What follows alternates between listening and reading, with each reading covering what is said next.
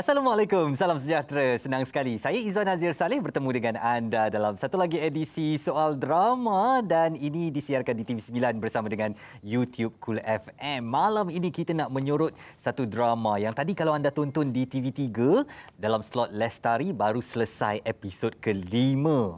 Ini memang warna-warni macam-macam lah yang berlaku di Villa Anggriani. Drama yang saya maksudkan adalah COVID Oh COVID. COVID ni memang satu drama dengan nama-nama yang hebat. Adibah Noor, Tony Yusof, ada Nabila Huda, kemudian ada Tizakiah, Umi Aida. Ui, macam-macam. Jadi kalau rasanya anda belum tonton lagi, tak apa, tak terlambat lagi sebab ini baru episod kelima tadi. Dan macam-macam lagi yang akan berlaku dalam rumah namanya Villa Anggriani ini. Kita saksikan bagaimana agaknya sedotan drama COVID Oh COVID di slot Lestari TV3. Disebabkan pandemik yang melanda, habis huru-hara keluarga Tuan Arifin. Mak, I dah hilang. Ya ke? Ya ke, you tanya I? Tapi masa inilah, ikatan keluarga mereka dirapatkan seeratnya. Jadi pergi kat Mulanda tu. Oh, yang cantik tu? Manalah daddy ni? Jumpa janda. Bangkit bersama demi bahagia dalam COVID Oh COVID mulai 2 April, Rabu hingga Sabtu 9 malam. Bila saya tengok drama ni episod pertama, tergelak-gelak saya walaupun menggambarkan keadaan negara dalam situasi PKP tetapi melihat kepada keluarga Tuan Arifin, lakonan Tony Yusof ni memang macam-macam lah kelakarnya. Tapi ini bukan mengenai drama yang lucu saja, ada mesej-mesej yang dibawakan dan malam ini kita nak menyorot satu tema dari drama COVID Oh COVID ini iaitu paranoid, kelebihan ataupun penyakit. Dan untuk bercakap tentang paranoid ini, saya bersama dengan Profesor Dr. Amir Siddiq Amir Nordin. Beliau adalah pakar perundingan dan psikiatri di Universiti Melaya. Assalamualaikum Profesor. Terima kasih kerana bersama dengan Soal Drama sekali lagi. Senang Profesor dapat menyertai kami. Bercakap tentang paranoid, nanti saya akan terangkan kenapa aspek paranoid ni kita ambil dari drama tu. Tapi bercakap tentang paranoid, katanya kelebihan ataupun penyakit. Mungkin Prof boleh rungkaikan apa sebenarnya masalah paranoid ni? Prof. Sebagai permulaan, paranoia itu adalah satu situasi di mana individu itu mungkin berasa curiga. So kalau berjustifikasi mungkin okey, tapi kalau tak ada justifikasi itu yang mungkin menjadi satu masalah. Dekat situlah di mana isu penyakit itu mungkin boleh bermula. So dari segi paranoia itu macam kita tahu, dia ada biasanya dia akan melibatkan keselamatan kan, ataupun apa dia panggilnya, isu-isu dari segi mungkin kesihatan, konteks COVID contohnya, mungkin dari segi kesihatan ataupun benda-benda yang mungkin akan apa dia panggilnya, affect our safety. Kat situlah isu paranoia ni. Alright. Jadi apabila mendengar penjelasan dari Prof tadi dan saya boleh kaitkan dengan drama COVID Oh COVID ini, Habsah ni lakonan Adibah Noor sebagai mem besar lah dalam Villa Anggriani ni, dia sentiasa takut kepada pergerakan orang. Dia kata tak boleh keluar waktu PKP ni, duduk di rumah saja, duit habis dicucinya, siapa yang balik dari luar dimandikan di luar rumah dahulu, dan ini antara mungkin menunjukkan ada masalah paranoia yang berlaku kepada Habsah lakonan Adibah Noor ni. InsyaAllah sekejap lagi kita akan bercakap dengan beliau. Dan saya dah mendengar penjelasan daripada Prof tadi mengenai paranoia atau paranoid ni, apakah dia satu masalah gangguan emosi atau melibatkan kesihatan mental, Prof? So kalau dia berjustifikasi, memang kita perlukan untuk menjaga keselamatan kita, ya. Macam tadi kita bincangkan sedikit daripada segi apa adegan-adegan yang Kak Noor kan, Kak Dibah buat dalam tu. Maka mungkin berjustifikasi. Tapi kalau dah sampai dah tahap yang mungkin melampaui batas, yang dah tak ada apa dia punya justifikasi ataupun sebab yang muhasabah untuk dia buat benda Allah itu ataupun perkara itu, maka masa itulah mungkin boleh menjadi satu isu dari segi penyakit. Dan kalaulah mungkin paranoia itu tiada dia punya apa dia panggilnya asal usulnya lah, in the sense that dia tak ada lagi explanation kan, mungkin kat situlah isu penyakit itu dah mula mendekat. Okey. Dan kalau ringkas saja berdasarkan kita punya tema pada minggu ini, Prof, paranoid, penyakit atau kelebihan. Kadang-kadang orang paranoid ni bagus juga, dia menjaga jadi pada dia terdedah dengan bahaya tu dia menjaga, tapi takut juga boleh mengganggu emosi dia sampai semua benda ni menakutkan dan perlu dijauhi. Kita takut sampai terganggu begitu. Betul, itu yang kita takutkan. Dan terutamanya kalau segi paranoid tu kadang-kadang mula-mula dia menjadi satu lebih kurang macam satu perasaan. Lepas tu mungkin dia menjadi satu fikiran. Tapi kita risau tu menjadi satu kepercayaan. Maknanya tak ada sebab dia sepatutnya berasa curiga, takut ataupun paranoid, tetapi dia merasakan ataupun dia percaya bahawa diri dalam keadaan bahaya. Tapi bila kita kasih hujah-hujah kita yang benda ni tidak berlaku, dia tak nak menerima dia. Di situlah isu penyakit dah mula berlaku, dan kita tahu bahawa dari segi situ itu merupakan satu simptom untuk penyakit-penyakit kesihatan, penyakit mental yang ada beberapa. Okey, sekejap lagi Prof Amir akan terangkan dengan lebih lanjut lagi mengenai paranoid, dan kita juga nak bersama dengan pelakon utama drama COVID ini. Jangan ke mana-mana, teruskan bersama Soal Drama kembali selepas ini.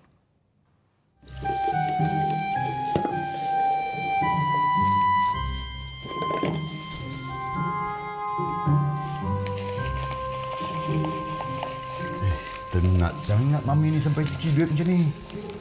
Alah, kita tak tahu duit ni dah berapa orang pegang. Kuman banyak. Kita jaga kita. Pergi buang air lah, kejap. Tak payah. Toilet tu tak berapa orang dah masuk. Macam-macam kuman ada. Bukan kuman COVID je. You tahan, kita buang air kat rumah, okey? Tak apa-apa. Alah, tahan. Cuba. Tahan. Jom, kita balik cepat. Jom. Dah. Okey, jom.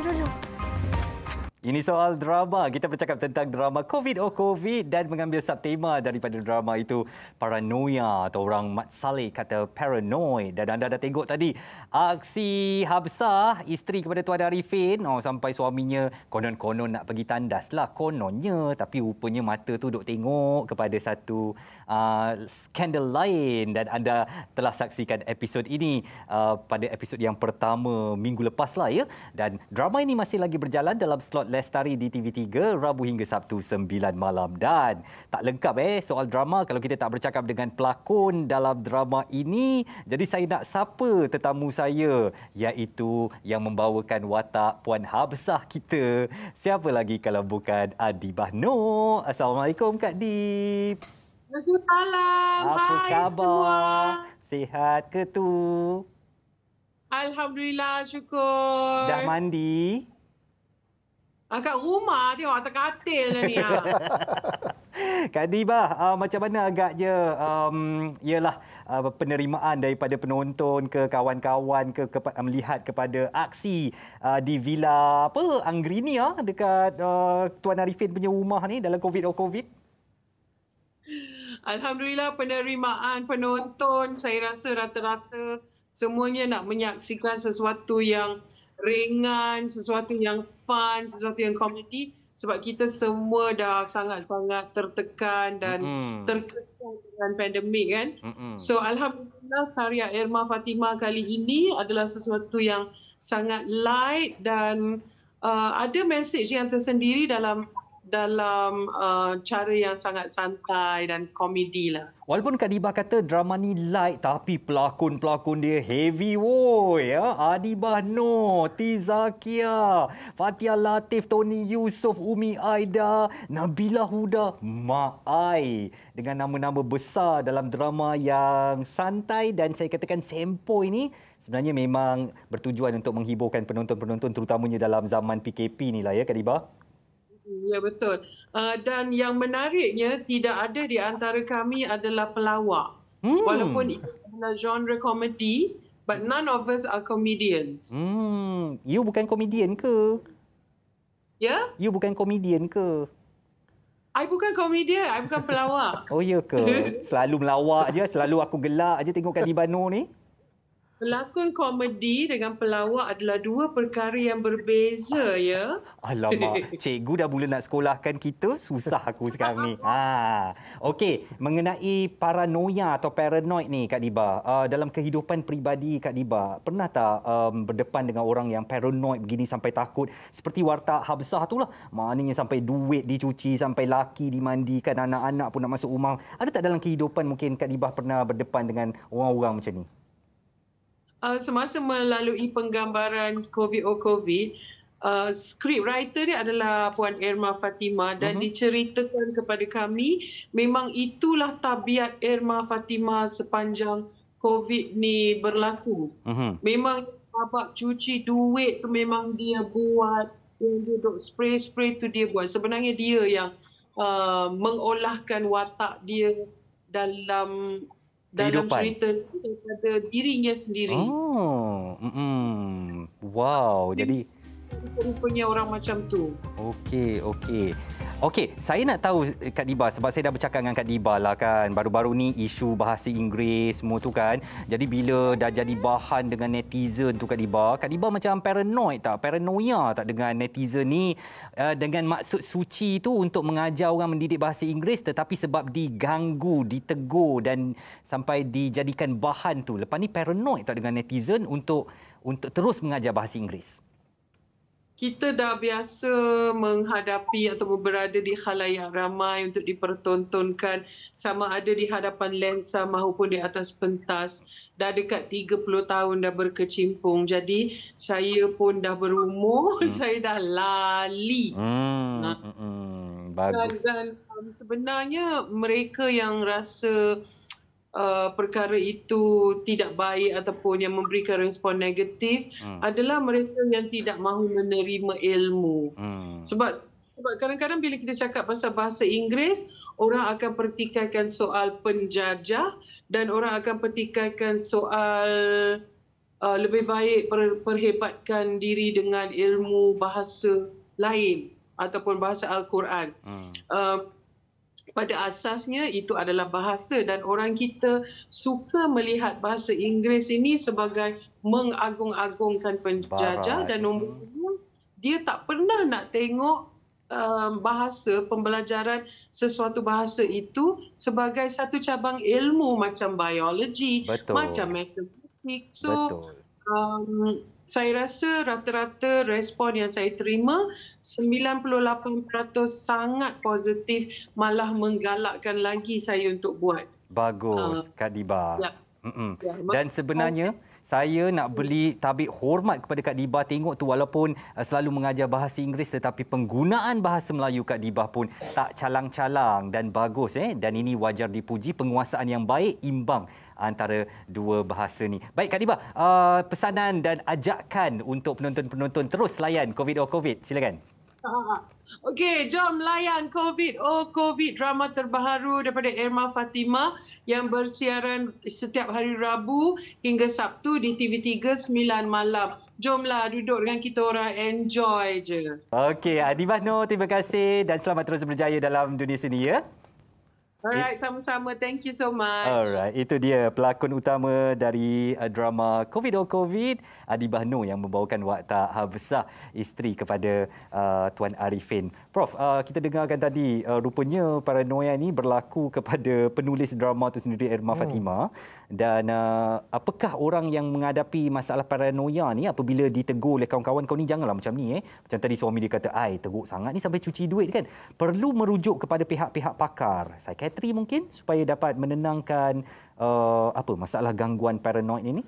Prof? So kalau kita tengok dari segi yang saya tengok that short clip lah drama tadi tu, boleh dikatakan mungkin mengganggu kehidupan keluarga dalam watak tersebut di mana nampak isterinya mengambil banyak masa untuk membersihkan bukan saja wang ringgit tapi ada banyak lagi peralatan lain di situ.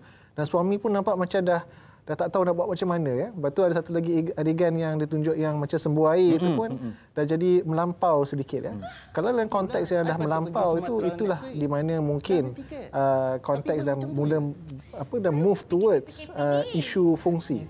Macam kita bincang dulu bahawa jikalau contohnya dalam konteks begini, kalau setakat ada rasa curiga, takut dan sebagainya tapi berjustifikasi dan boleh diberhentikan, maka itu mungkin okey. Tapi dalam konteks ni bila dia dah tak makan bahasa lah orang cakap kan, kita dah tegur berkali-kali tapi dia masih nak melakukan perkara tersebut dan percaya bahawa memang wang ringgit itu perlu dibersihkan dengan sekian-sekian cara sampai mengganggu dari segi wang ringgit juga di mana kita kena belanjakan banyak duit untuk deterjen ataupun masa banyak diperlukan untuk membersihkan duit itu tersebut.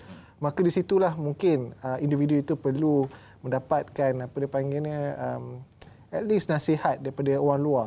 Dan kalau masih lagi tak dapat menerima teguran, dekat situlah kita dah lihat bahawa mungkin dia dah move towards a disorder ataupun satu penyakit lah kat situ. Baik. Ringkas saja Prof, saya nak tahu apakah paranoia ini suatu masalah yang being triggered apabila berlakunya tekanan-tekanan, sebagai contoh dalam drama ini akibat sekatan PKP. Jadi semakin dalam keadaan yang tertekan itu semakin paranoia, semakin paranoidnya seseorang yang ada masalah itu, ataupun ia boleh berlaku pada bila-bila masa, pada bila waktu saja. Dia boleh berlaku pada bila-bila masa, tapi actually it's quite interesting ya COVID ni, kerana masih kita zaman PKP kita ni pun memang kita kelihatan bahawa mereka yang mengalami masalah keresahan ataupun anxiety, lebih tinggi anxiety ni. Mereka yang mungkin dah berasa takut atas mungkin takut sakit, takut isu-isu penyakit tak dapat nampak. Dia lebih tinggi, dia punya heightened sense of arousal dia tu. So memang kita lihat bahawa pandemik ini menolak individu yang memang dah ada berisiko menuju kepada mengalami masalah. Dan biasanya kita lihat pada permulaan PKP tersebut, mungkin bulan 3, 4, 5 tahun lepas. Bila kat sekarang ni dah bulan 1, 2, 3 tahun 2021 ni, dah lebih pada kita yang mungkin okey tapi dah penat. Ya, yang kat situlah kita lihat dia punya perbezaan. Baik. Dan dalam satu babak di drama COVID ini, antara bentuk paranoid yang berlaku juga ialah keengganan untuk bertemu dengan orang, Prof. Betul. Maknanya lebih suka duduk dalam rumah. Kita faham PKP, tapi pergi kedai pun tak payah macam tadi. Pergi tandas tak payah, nanti buang kat rumah aja. Maknanya jangan berjumpa dengan sesiapa pun. Saya khawatir kalau seseorang yang mengalami paranoid begini akan, satu, kalau tak mendapat bantuan dan mereka yang berada di sekeliling dia melayankan saja, takut nanti dia lebih tenggelam dalam paranoia dia, Prof? Memang betul. So itu yang kita risaukan juga, di mana individu yang berasa takut dengan tiada sebab yang munasabah ni, dia mungkin akan keluar daripada komuniti dan semakin lama semakin menyendiri. Maka kalau kita tak jaga kawan-kawan kita ni, mungkin kita terlepas pandang seorang individu ni yang akan duduk tak keluar. In fact, tadi saya bawa satu pesakit di mana dia tahun lepas 2020 keluar 5 kali sahaja. 2 kali sahaja? 5 kali sahaja. 5 kali. So it's quite amazing dalam masa PKP bulan 3 sampai bulan 12 tu dia boleh keluar rumah tu, tapi dia pun dah rasa takut, di mana takut keluar, takut kena COVID dan sebagainya. So kita perlu juga menjagalah individu seperti ini. Adakah paranoia ni hanya satu penyakit yang menunjukkan keresahan emosi seseorang, seperti dia takut kepada dunia luar, atau apakah akhirnya nanti dia boleh menyebabkan kecederaan kepada dirinya sendiri, boleh mengambil tindakan-tindakan luar jangka, Prof? So paranoia ni satu simptom. So kalau kita lihat di belakang simptom itu, ada beberapa penyakit yang sering dikaitkan dengan isu paranoia sebegini ya. Kadang-kadang kalau kita lihat, in fact, adegan Adibah Noor tadi itu ada lebih kepada fobia pun ada juga, ataupun keresahan. So satu penyakit kita perlu fikirkan semasa kita dapat seorang individu yang mungkin mengutarakan isu sebegini adalah isu keresahan ataupun isu obsesi ya. Tetapi kalau paranoia dia dah sampai melampaui batas sehingga menyebabkan individu itu dah tak dapat membezakan antara yang betul dan yang mungkin tidak betul. Yes. So penyakit skizofrenia contohnya, ataupun delusional disorder, masalah delusi, itu juga antara beberapa simptom. Dan kita tidak boleh lupakan bahawa ini yang perlunya kalau ada individu yang kita rasa memang sangat pelik ya. Dan kita jangan terus label dia, because itu satu stigma. Kerana mungkin ada, macam kita bincangkan dulu, penyakit memang seperti barah otak contohnya, di bahagian-bahagian tertentu yang akan menonjolkan simptom paranoia tersebut, tapi bukan penyakit psikiatri. Masalah satu penyakit lain, ya, penyakit perubatan lain. Okey.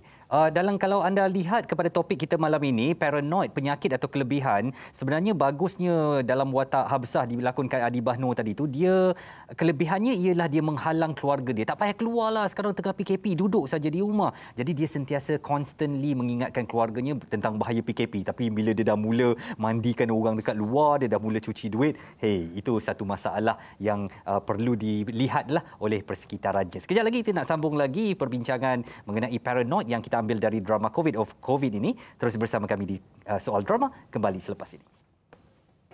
Biasa tu ya, keluar tak pergi ke mana-mana. Korang ingat COVID-19 ni semua biasa je ke? Dah lah keluar tak cakap dekat orang. Lepas tu balik menyendeng-nyendeng Wan tu. Tahu tak Wan tu umur dia berapa? Ni seorang lagi. Mana you pergi, ya? Assalamualaikum. Salam. Tu dah spray ke belum tu? Dah. Mandi pun dah. Semua pun dah. Lepas ni tak boleh keluar lagi tau. PKP sambung lagi. Kes dekat luar tu masih banyak. Bahaya. Ini soal drama dan anda boleh saksikan juga di YouTube Cool TV. Dan kita bercakap tentang drama COVID dengan subtemanya paranoia atau paranoid macam Adi Bahno tadi tak boleh keluar, dah mandi ke belum, dah cuci tangan ke belum. Macam-macam rules dia lah. Dan di pertemuan minit-minit akhir kita ni Prof, mungkin nasihat Prof lah kepada mereka yang rasa-rasa ada simptom paranoia tu, apa yang boleh mereka lakukan, perlukah mereka mendapatkan khidmat nasihat, caranya Prof silakan. So yang paling penting sekali adalah di mana individu yang mungkin mengalami masalah paranoia ini perlu berbincang dengan keluarga atau kawan-kawan. Kalau berjustifikasi mungkin okey, normal ya. Tetapi bila dah di luar batasan ataupun tidak ada sebab kenapa kita perlu berasa takut ataupun curiga dengan satu isu itu, maka itu kita kena tanya balik diri sendiri, kita logik tak logik. Kalau kita tak dapat membezakan logik tak logik, ini dah boleh satu masalah lah kat situ ya. Sama juga dengan keluarga juga. Kalau apa dipanggilnya, dia punya reaksi itu melampau yang kita jangkakan, maka di situ mungkin ada elemen-elemen yang mungkin memerlukan bantuan. So di situlah mungkin mendapatkan bantuan dari segi kepakaran untuk disaring. Baik. Dan mesti saya katakan dulu tadi bahawa kadang-kadang bukan isu psikiatri pun, mungkin ada isu perubatan yang lain, terutamanya kalau perwatakan dia bertukar dengan terlalu cepat, mendadak. So ini satu. Tapi kita jangan lupakan juga bahawa ada individu, mungkin kawan-kawan kita juga pernah dengar, kita panggil paranoid personality ya, yang dia memang jenis yang memang selalu takut-takut sikit tu, tapi dapat berfungsi dengan biasa. Itu normal. Okey. Di situlah kita perlu dapatkan saringan lah. Yang penting ialah kita ambil tahu tentang paranoid ni ya Prof, dan belajar untuk cuba faham dan menilai persekitaran kita. Saya nak ucapkan terima kasih kepada tetamu saya, Profesor Dr. Amir Siddiq Amir Nordin. Beliau adalah pakar perunding kanan psikiatri di Universiti Malaya. InsyaAllah ada lain kesempatan kita bertemu lagi Prof. InsyaAllah Izwan. Dan jangan lupa untuk tonton COVID dalam slot Lestari di TV3 Rabu hingga Sabtu 9 malam. Dan minggu depan kita nak bercakap tentang drama lain pula. Saya Izwan Azir Saleh bersama dengan kru penerbitan mengucapkan terima kasih atas perhatian anda. Jumpa lagi. Assalamualaikum. Selamat malam Malaysia. Miss a lot of people, yeah, yeah. Miss a lot of places, yeah, yeah, yeah. I miss a lot of things, oh yeah. And I miss all the adventure.